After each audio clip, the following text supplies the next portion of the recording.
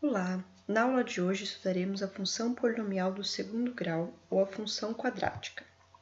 Bom, algumas situações para entendermos como que ela funciona, né? Situação 1, quando queremos encontrar a área de um quadrado de lado x. Então, vamos atribuir valores para o x para ver o que acontece.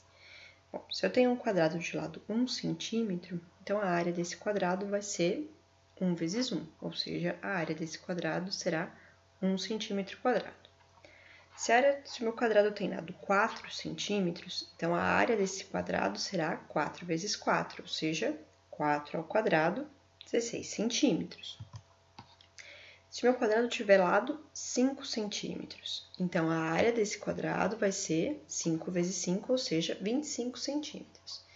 Logo, se o meu quadrado tem lado x, então a sua área vai ser x vezes x, x ao quadrado centímetros. Bom, se colocarmos isso no plano cartesiano, né, uma vez que essa medida x pode ser números quaisquer reais positivos, né, nós encontraremos algo parecido com isso, né? Então, eu coloquei aqui, né, eu estou inserindo o número 1 e ele está me devolvendo 1. Então, quando o lado do quadrado é 1, a área também é 1. Então, eu tenho ponto aqui 1 e 1. Quando eu insiro 4, ele me devolve 16, ou seja, quando o lado desse quadrado é 4, a área dele é 16. Então, eu tenho ponto aqui 4 e 16. E aqui, quando eu insiro o 5, ou seja, quando o lado desse quadrado é 5, ele me devolve 25. A primeira coisa que a gente percebe é que esses três pontos não são colineares, ou seja, esses três pontos não formam uma reta. Então, esse tipo de relação é uma relação que não é diretamente proporcional, né? Não é uma proporcionalidade, como acontece na função do primeiro grau. Então, nós não estamos no caso de uma função do primeiro grau, temos outra coisa, outro tipo de função, que é o que a gente quer se debruçar e entender melhor como ela funciona, né? Mas, já entendemos aqui que, de fato, não temos uma função do primeiro grau, porque a área depende da medida do lado. E aqui, essa relação de dependência, ela acontece com essa medida elevado ao quadrado. Então, o meu maior expoente aqui é 1, é 2, não é 1, como é na função do primeiro grau. Então, de fato, temos uma função diferente e que a gente quer estudar sobre ela. Uma segunda situação, para a gente entender outras situações em que a função do segundo grau se encaixa, é essa. Uma importante preocupação nos acidentes de trânsito é descobrir qual a velocidade antes da colisão. Para isso, se faz o uso dessa fórmula. D é igual a V sobre 10 mais V ao quadrado sobre 250, onde D é a distância em metros e V é a velocidade em quilômetros por hora, que é o que se quer descobrir. Essa é uma função do segundo grau que relaciona uma distância, a qual pode ser medida pelas marcas dos pneus na pista, e a velocidade que o carro trafegava. E aí a pergunta é, quantos metros percorre um carro a 80 km por hora desde o momento em que vê um obstáculo até parar? Bom, então aqui o que a gente sabe? A gente conhece a velocidade. Nós sabemos aqui que a distância que leva para parar, né, depende da velocidade em que o carro está. E essa relação de dependência também acontece por meio da minha variável dominante aqui elevado ao quadrado, o maior expoente é 2. E como é que eu faço para resolver esse problema, né? Eu sei que a velocidade é 80, então no lugar do V, que é a velocidade, eu vou colocar 80. Então vai ficar a distância, vai ser 80 sobre 10 mais 80 ao quadrado sobre 250. 80 dividido por 10 dá 8, né? E aqui eu vou fazer 80 ao quadrado dividido por 250, 25,6 e somando eles, 33,6 metros. Então, um carro que está a 80 km por hora leva 33,3 metros para parar. Bom, Então, essas duas funções que nós vimos são tipos de funções afim, tipos de funções quadrática, perdão, né? Ou função polinomial do segundo grau. Que tipo de função é essa? Essa é uma função real, ou seja, o domínio é real e o contradomínio também é real, né? Uma função que vai dos reais para os reais, em que eu insiro o x nessa maquininha e ela me devolve ax ao quadrado mais bx mais c, onde a, b e c são números reais e a é um número diferente de zero, porque uma vez que o a seja zero, a minha função deixa de ser do segundo grau, porque some o termo de grau 2, né, e passa a ser uma função do primeiro grau apenas. Bom, aqui eu tenho alguns exemplos de função do segundo grau, né, então o y depende do x e o maior expoente do x é 2, e aqui nessa função a gente tem o quê? Que o a, que é o número que acompanha o x ao quadrado, é 5, o b, que é o número que acompanha o x, é menos 3, e o c, que é o número sozinho, é 8. E aqui também, ó, y é igual a menos 2x ao quadrado mais x, então o y depende do x e o maior expoente do x é 2. Então, temos sim uma função quadrática, em que o a vale, o a, que é o número que acompanha o x ao quadrado, vale menos 2, o b, que é o número que acompanha o x, vale 1, que quando não tem nada na frente é 1, e o c, como não tem c aqui, significa que o c é 0. Aqui eu tenho g de x, ou seja, a maquininha g, onde eu insiro o x e ele me devolve um valor, né, que depende do x, que depende do que eu estou inserindo, e essa relação de dependência tem aqui o maior expoente como sendo 2, né? Então, nessa função temos sim uma função quadrática, onde o a, que é o número que acompanha o x ao quadrado, quando não tem nada na frente aqui, é 1, o b não tem o x, então significa que o b é 0, e o c, que é o número sozinho, é menos raiz de 3. Bom, qual é o gráfico de uma função quadrática? Nós vimos que no caso da função afim, ou função do primeiro grau, o gráfico é uma reta. E o gráfico de uma quadrática, né, de uma função do segundo grau? Esse gráfico é uma parábola, que a gente normalmente escuta muito falar quando a gente tem a antena parabólica, por exemplo, né? Ela é uma curva, né, dessa forma, em que tem um foco, e é por isso que ela é utilizada nas antenas. Por quê? Todo feixe que incide perpendicularmente a essa parábola, ele, ao tocar na parábola, ele é emanado diretamente para o foco, né? Então, aqui no foco fica o receptor dos sinais e aqui a antena faz esse trabalho, né, de captar os sinais e enviar para o foco. Somente com esse formato, né, ele já obedece essa coisa de encaminha para o foco. Bom, qual é o gráfico de uma função quadrática? O gráfico de uma função quadrática nós vimos que é uma parábola. E a gente tem dois tipos de parábola, né? Uma parábola com concavidade voltada para cima e outra para baixo. Você vai falar, mas Jana, por que não temos aqui o C, por exemplo, né? Assim, a parábola nesse sentido. Não temos porque, se eu tiver o gráfico dessa forma, significa que para um x que eu insiro, ele me devolve dois valores de y diferentes, né? E isso não é uma função. Então, não temos aqui ela na horizontal, né? Essas parábolas com o gráfico, com o foco, né, na horizontal, porque esse gráfico, essa curva, não seria o gráfico de uma função. Para ser uma função, eu preciso que a parábola esteja nesses dois formatos, né? Num desses dois formatos. Bom, e quem que me garante, né, se a parábola, qual do formato que a parábola está? É o valor do a. Então, o a, que é o coeficiente do x ao quadrado aqui, né? Quando esse a é positivo, maior do que zero, então a parábola está feliz, ela está sorrindo. Quando a é negativo, a parábola está triste, então com concavidade voltada para baixo. Então, quem determina se a parábola está feliz ou triste é o valor de a. E quais são as raízes dessa função, ou os zeros, né? Vamos lembrar que o zero da função é qual o valor que eu tenho que inserir nessa maquininha para que ela me devolva o zero, né? Isso é zero da função, ou raiz da função. No caso da função do segundo grau, né, também vai ter zeros. E como que eu faço para descobrir os zeros? Eu tenho que descobrir qual é o valor do x que eu tenho que inserir para que a função me devolva zero. Então, no lugar do f de x aqui, que é o y, eu vou colocar zero. E aí eu vou ter que resolver essa equação do segundo grau. E como que eu resolvo uma equação do segundo grau? Uso a fórmula de Bhaskara, né? Delta é igual a b ao quadrado menos 4 vezes a vezes c. E depois eu vou achar o x. X é menos b, mais ou menos a raiz de delta dividido por 2a. E aí, vamos lembrar que o delta, né? Nós estamos resolvendo essa equação no conjunto dos números reais.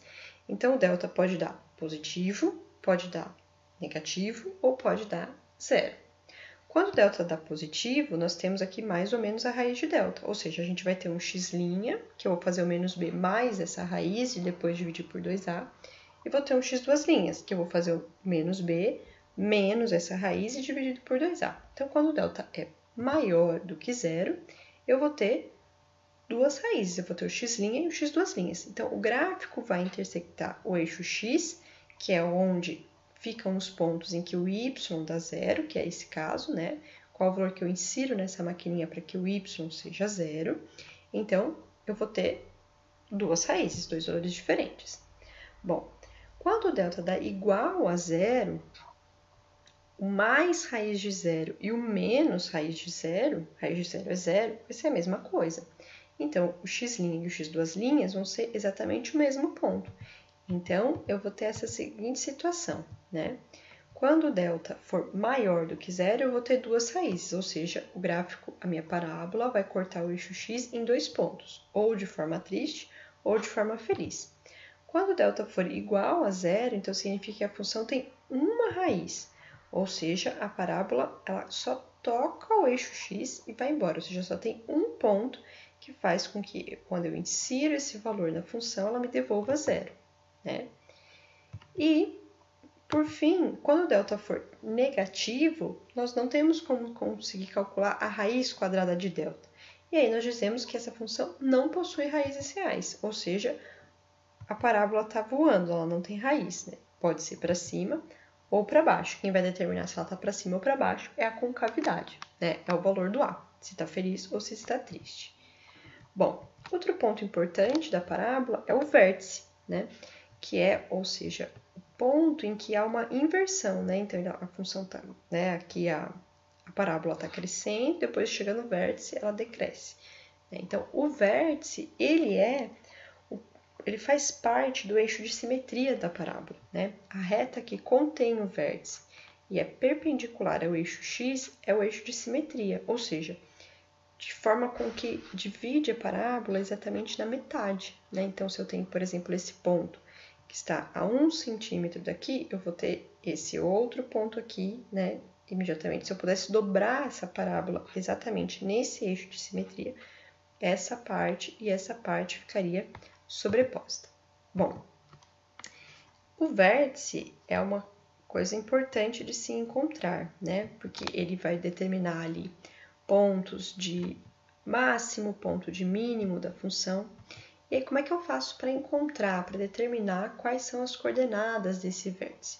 Bom, se ele é o ponto médio, né? Se ele é aqui o eixo de simetria, então significa que o x do vértice vai estar exatamente na metade das duas raízes dessa função, né? Do x' e do x duas linhas. E aí, então, uma forma de encontrar o x do vértice, né? Porque o vértice, como ele é um ponto, ele tem um valor para o x e um valor para o y, como qualquer outro ponto do plano cartesiano. Como é que eu faço para descobrir o valor do x? Bom, o valor do x eu posso descobrir encontrando aqui, né, qual é o ponto médio dessas duas raízes. E aí, o valor do y basta com que eu insira esse valor na maquininha e aí, nessa função, ela vai me devolver qual é o valor do y. Bom, então, eu posso substituir ali, né, e aí encontrar quais são o x' e o x duas linhas e como é que eu faço para encontrar o x do vértice. Eu vou fazer o ponto médio, vou encontrar o ponto médio desse x' e x duas linhas. Como é que eu faço isso? Faço a média dos dois. Somo o x' e o x duas linhas, divido isso por 2. E aí, pego esse valor, substituo na função e vou encontrar o y do vértice. Essa é uma forma, né? A outra forma é usar a fórmula para encontrar as coordenadas do vértice, que é demonstrada a partir desse raciocínio que nós dizemos aqui antes, né? E diz o quê? Que o x do vértice é menos b sobre 2a e que o y do vértice é menos delta sobre 4a. Aí você pode, então, escolher o que você prefere. Se você tem facilidade de guardar fórmulas, Pode usar as fórmulas. Se você não tem facilidade de guardar fórmulas, tem um plano B, né? Bom, outro ponto importante também é onde onde esse gráfico corta o eixo y, né? Vamos lembrar aqui, a função corta o eixo y, né? Qualquer ponto que esteja em cima do eixo y significa que o x é zero. Então, para eu descobrir qual é o valor que esse gráfico corta o eixo y, basta eu inserir zero nessa função. E quando eu inserir zero, independente de qual função seja, o que vai acontecer? Vai ficar 0 ao quadrado, 0 vezes a, 0, b vezes 0, 0, mais c, c. Ou seja, quando eu insiro zero, essa função me devolve c. Ou seja, o valor que aparece sozinho aqui é o valor onde essa parábola intersecta o eixo y. Bom, como é que eu faço então para encontrar o gráfico, né? Como é que eu faço para desenhar uma parábola, para esboçar uma parábola? Então, primeiro, eu vou encontrar, dada a função, eu encontro as suas raízes, o x' e o x'. Depois eu encontro qual é o vértice dessa parábola. E aí, marco aonde essa parábola corta o eixo y. E aí eu vou ter os 4 pontos aqui em que eu consiga desenhar essa parábola, né? Então, vamos fazer um exemplo. Vamos construir o gráfico da função f de x igual a x ao quadrado menos 6x mais 8. Bom, nós temos aí que o a é 1, o b é menos 6 e o c é 8, né? E aí, o primeiro passo é encontrar as raízes dessa função, ou seja, eu vou pegar essa função, né, x ao quadrado menos 6x mais 8, quero descobrir qual é o valor que eu tenho que inserir nessa função para que ela me devolva zero. Eu vou pegar essa equação e vou igualar a zero. E aí, então, vou resolver o delta, né? Delta é igual a b ao quadrado, então vai ficar menos 6 ao quadrado, menos 4 vezes a vezes c, então vai ficar menos 6 ao quadrado, 36, 4 vezes 1, 4, vezes 8, 32. E 36 menos 32, 4. Depois eu vou para o x, né? X é igual a menos b, então vai ficar menos o menos 6, mais ou menos a raiz de delta, que é 4, dividido por 2 vezes a. Então, vai ficar 2 vezes 1. Aí eu tenho aqui sinais iguais mais, então vai ficar 6 mais a raiz de 4, que é 2. Então, 6 mais 2, 8, dividido por 2, 4. E aí, eu vou ter aqui mais 6 menos a raiz de 4, então 6 menos 2, 4, dividido por 2, 2. Então, eu vou ter aqui o x' é 4, o x' é 2. Então, eu vou marcar esses dois pontos. Quando eu insiro 2, ele me devolve 0, então eu tenho o ponto 2 e 0. Quando eu insiro 4, ele me devolve 0, então eu tenho o ponto 4 e 0. Depois, eu vou estudar a concavidade. Essa parábola é uma parábola feliz ou é uma parábola triste? Bom, quem determina isso é o valor do a, que é o coeficiente que está com x ao quadrado. Quem está com x ao quadrado aqui é 1, então significa que é positivo. Então, essa parábola vai ser feliz, né? Com concavidade voltada para cima. Então, tá aqui, né? Agora, eu preciso decidir até onde essa parábola vai, né? Para fazer esse retorno.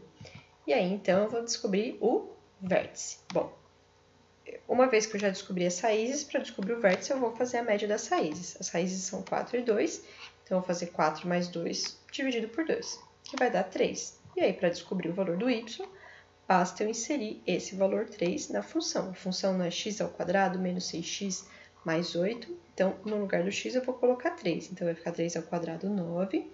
3 vezes menos 6, menos 18, mais 8, né? E aí, eu tenho aqui 9 menos 18 dá menos 9 mais 8, menos 1. Então, significa que as coordenadas do vértice são 3 e menos 1. Muito bem. E aí, eu vou descobrir, por fim, aonde esse gráfico corta o eixo y. Esse gráfico corta o eixo y no número sozinho. O número que está sozinho aqui é 8. Então, ele vai cortar o eixo y, o ponto 0 para x e 8 para y. Bom, então, vou esboçar o gráfico, né? Coloco aqui as raízes, né?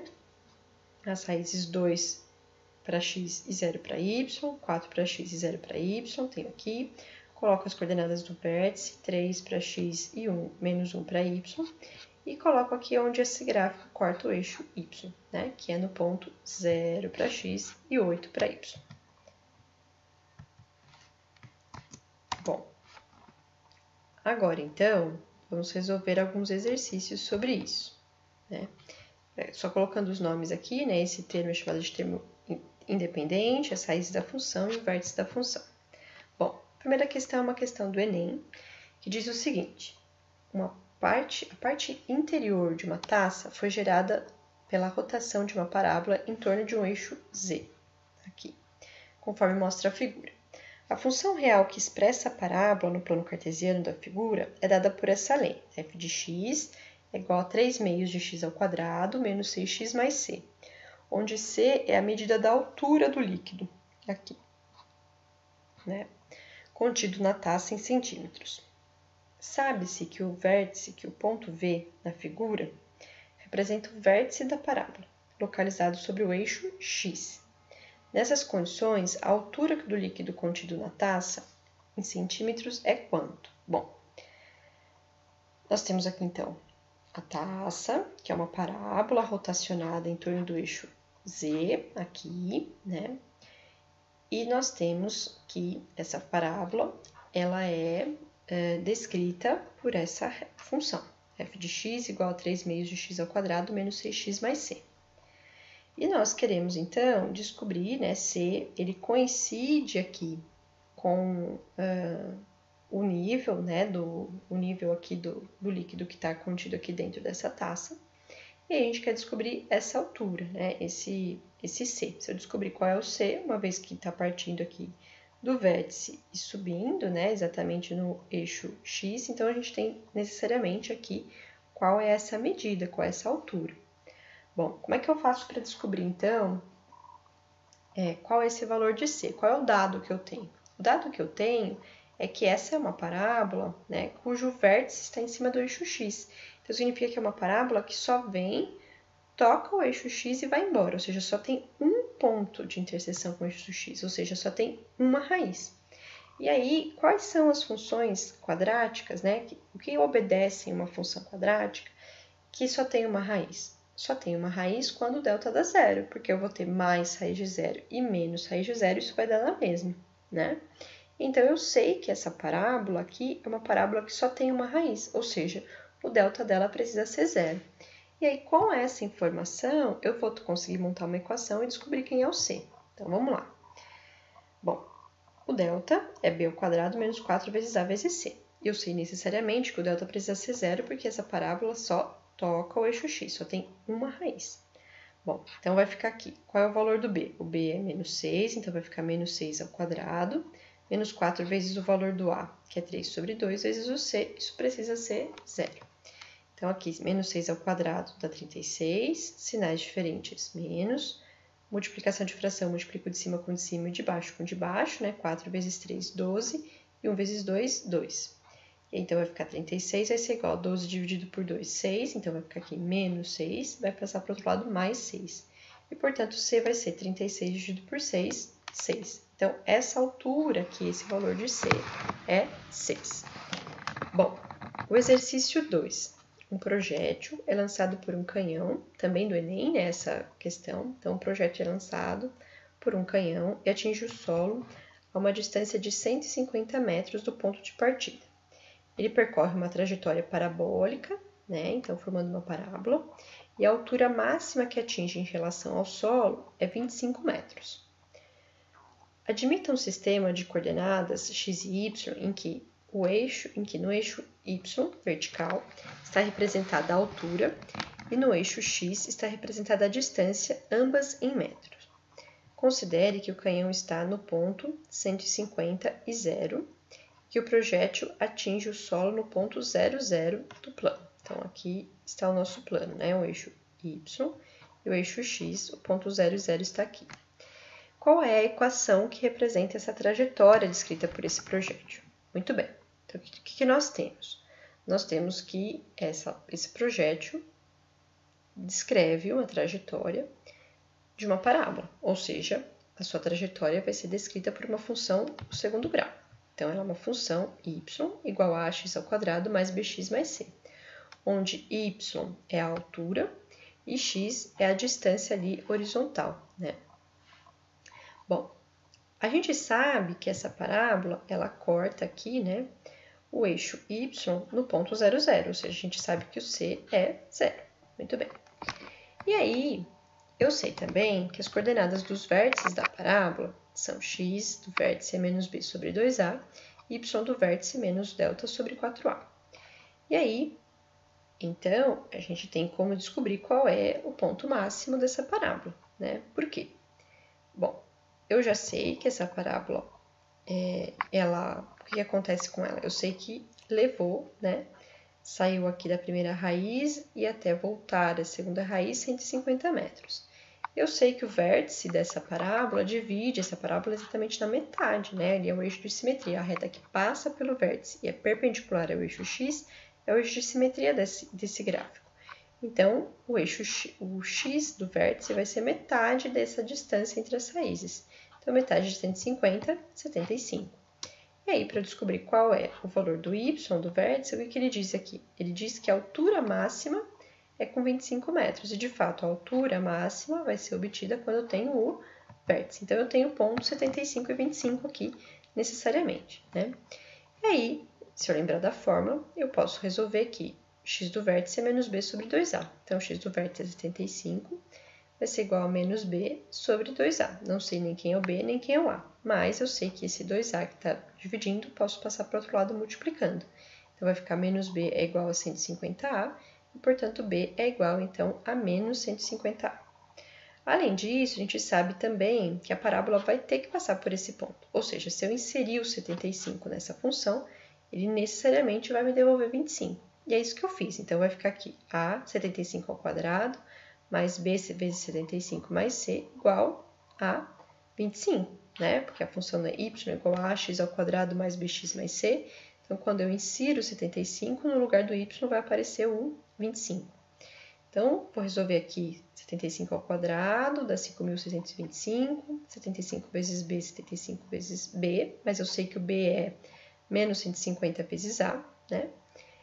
O c também já sei que é zero, então nem preciso colocar mais.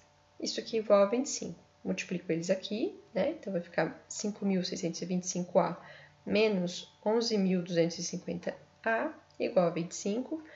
Vou, então, fazer a subtração, né? Sinais, aqui eu tenho mais 5.000 e devo 11.000. Então, eu vou ficar devendo 5.625a. E aí, esse menos 5.625 vai passar para o outro lado dividindo. E aí, vai ficar sinais diferentes. Menos, vou simplificar, vou dividir por 25 em cima e embaixo. E aí, eu vou ter 1 sobre 25. Muito bem. Achei o A. Para achar o B, o que eu vou fazer? Vou voltar aqui, né? B é igual a menos 150 vezes A. Então, vai ficar menos 150 vezes o valor de A, que é menos 1 sobre 225. Multiplicar o de cima com o de cima, de baixo com o de baixo. Então, vai ficar 150 vezes 1, 150. E 1 vezes 225, 225. Dá para simplificar, dividir por 15 em cima e embaixo, né? Então, 150 dividido por 15 dá 10. E 225 dividido por 15 dá 15. Que aí dá para simplificar de novo. Divido por 5 em cima e embaixo. Vou ter que isso aqui é 2/3. Então, portanto, a função é y igual ao valor do a, que é menos 1 sobre 225, x ao quadrado, mais o valor do b, que é 2/3 de x, mais 0. Mas se a gente olhar aqui nas alternativas, essa resposta não tem. Então, o que eu vou fazer? Vou multiplicar por 225 todos os membros dessa equação. Então, vai ficar aqui y vezes 225, 225y, igual a menos 1 sobre 225 vezes x ao quadrado. Eu estou multiplicando e dividindo por 225, vai ficar menos 1 mesmo, né? E aqui daí vai ficar 2/3 vezes 225. Então, eu vou ter daí 225 dividido por 3, que dá 75, e daí eu vou multiplicar por 2, que dá 150. Então, 150x. Então, essa é a função que descreve o movimento desse projétil. Por fim, a questão 3 diz o quê? Uma pequena fábrica vende seus bonés em pacotes com quantidades de unidades variáveis. O lucro obtido é dado por essa expressão. L de x igual a menos x ao quadrado mais 12x mais menos 20, onde x representa a quantidade de bonés contidos no pacote.